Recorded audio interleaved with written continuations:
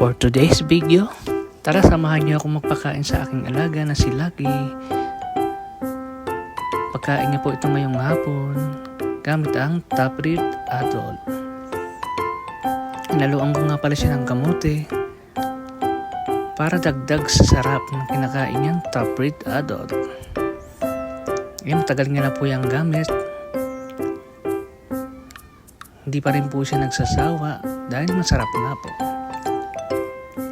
Ayan guys, maya mauubos niya na po yan. Para sa mga naghahanap po ng dog food, para sa kanyang mga alaga, meron po tayong Top Breed Puppy para sa mga alaga nating mga tuta, at Top Breed Adult naman para sa mga ating mga adult. Yan para sa mga pihikang aso, kagaya po ng aking alaga. Try nyo din po yung dog food na Top Breed. Yun lang guys, check out sa aking yellow basket.